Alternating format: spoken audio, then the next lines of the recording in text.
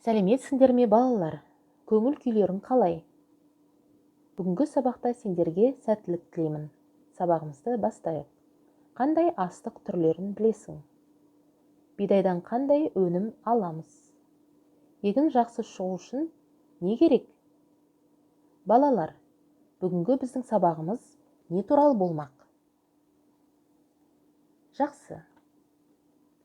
Бүгін біз Ахмет Байтұрсынұлының «Егіннің бастары» атты шығармасымен танысамыз. Сабағымыздың мақсаты повестерден және лирикалық поэзиялық шығармалардан үзінді тыңдау, тақырыбы мен идеясын талдау, тақырып бойынша мәліметтерді жинақтап, презентация түрінде ұсыну. Мәтінді тыңда. Бір адам жас баласын жанына алды, екеуі сайран етіп кетіп қалды. Қыдырып әрлі-берлі жүрді дағы, егінші егін еккен жерге барды. Аралап әр егінді қарап жүрді, кез еді пісіп болған егін түрлі. Бастарын дәнге толған төмен салып, бидайлар бейне тағзым етіп тұрды. Жалғыз-ақ бір бидай тұр көкке қарап, бейне бір жалғыз өзін көпке балап. Баланың сол бидайға көзі түсіп, білмекке кетті көңіл жөнін сұрап.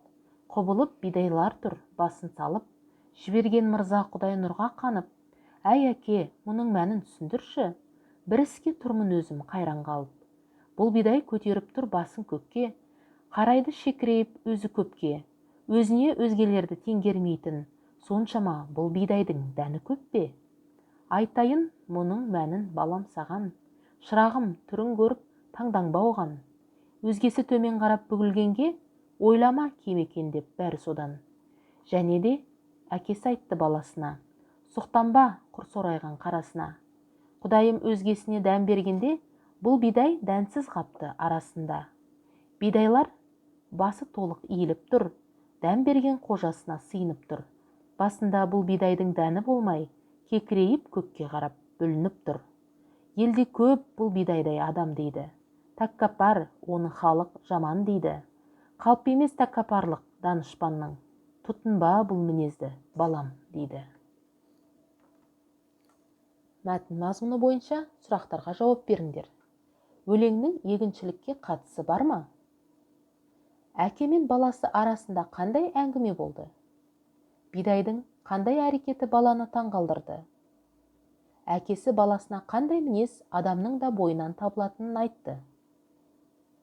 Әкесі баласына қандай кеңес берді?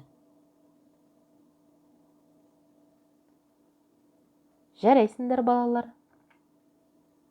Бірінші топқа тапсырма. 4 сөйлем әдісімен өлеңнің мазмұны туралы пікіріңді жаз. Оқыған мәтін бойынша өз пікіріңді бір сөйлеммен жаз. Өз пікіріңді бір сөйлеммен дәлелде. Пікіріңді өмірмен байланыстырып мысал келтір. Тақырып бойынша қорытынды жаз. Екінші топқа тапсырма. Ахмет Байтұрсынұлы туралы мәліметтерді жинақтап, постер қорғаңдар. Бірінші топқа дескриптор. Өлең мазмұнын түсінеді 1 балл, өз пікірін білдіреді 2 балл, өмірмен байланыстырады 2 балл. Екінші топқа дескриптор. Мәліметтерді жинақтайды 2 балл, постерді ауызша қорғайды 3 балл. Жарайсыңдар балалар, келесі тапсырма. Қос жазба күнделігі. Берілген сөздер мен сөз тіркестердің мағынасын анықта. Өзіне теңгермейтін, кекірейіп көкке қарап, тәккапарлық, тұтынба бұл мінезді. Келесі тапсырма. Сөздерді мағынасына қарай сәйкестендір. Диханшы,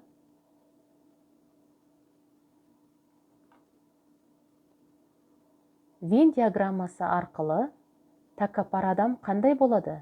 Данышпан адам қандай болады?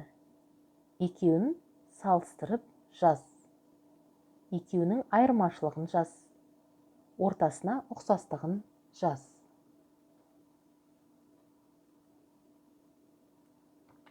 Бәрекелді балалар. Келесі тапсырма. Оқулықтың 55-ші бетін ашып 9-шы тапсырманы орында. Мәтінді тағы бір рет оқып, қажетті сөздерді пайдаланып, ойды аяқта.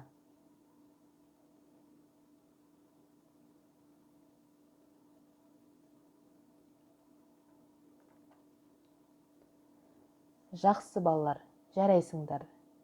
Енді еске түсірейік. Мысал дегеніміз не?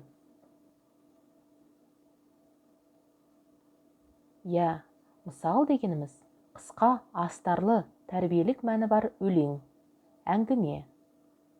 Балалар, қандай мысал өлеңдерді білесіңдер? Қандай мысал өлеңдерді оқыдыңдар?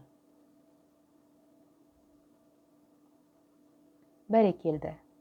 Мысалдарда жануарлар мен жәндіктер адам істейтін әрекеттерді жасайды. Бұлай көрсетуді не дейді? Дұрыс, бұлай көрсетуді аллегория дейді. Сонымен балалар, Ахмет Байтұрсынұлы кім? Ол туралы біз не білдік?